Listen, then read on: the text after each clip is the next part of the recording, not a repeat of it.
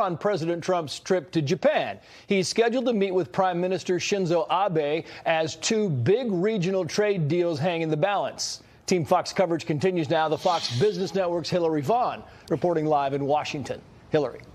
Trace, well, President Trump will be Prime Minister Shinzo Abe's guest of honor. They will attend a sumo wrestling championship where Trump will award the trophy to the winner. But both leaders are wrestling with a trade deal that hangs in the balance. President Trump tweeting on Air Force One on his way to Japan moments ago, saying, "I am on Air Force One with the First Lady heading to Japan and looking forward to honoring on behalf of the United States His Majesty the Emperor of Japan. I will also be discussing trade and military with my friend Prime Minister Abe." This trip on the heels of Trump's decision to press pause on auto tariffs for cars coming from Japan here into the U.S. and opening up U.S. beef exports into Japan.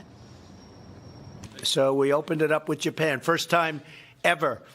So beef is now going to be starting to flow to Japan, and our folks that do beef, they are very much happy. They were shocked to see that one, but it's happening. It's happening fast.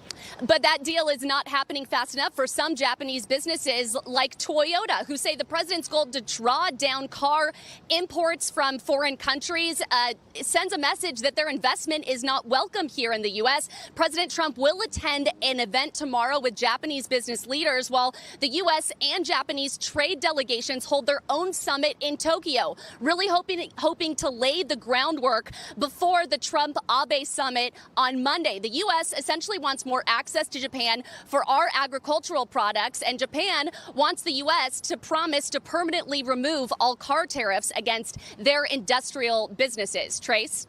Mm-hmm. And Hillary, what do these talks mean when it comes to possible trade deals with China?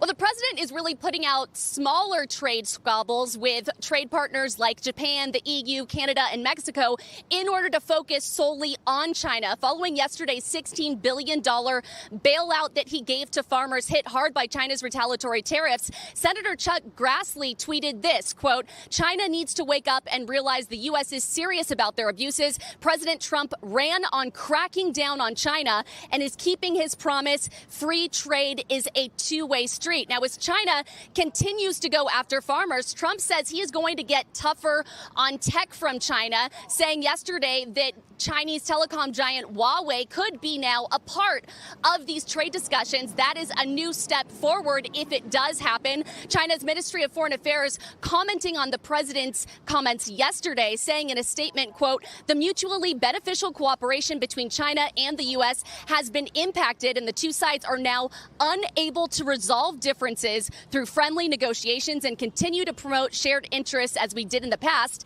And China is not the one to blame." So as both countries really point the finger at who is to blame here, consumers and companies really are paying the price. The Federal Reserve Bank of New York saying that a U.S. household annually will pay about $831 more as a result of this latest round of tariffs. Trace?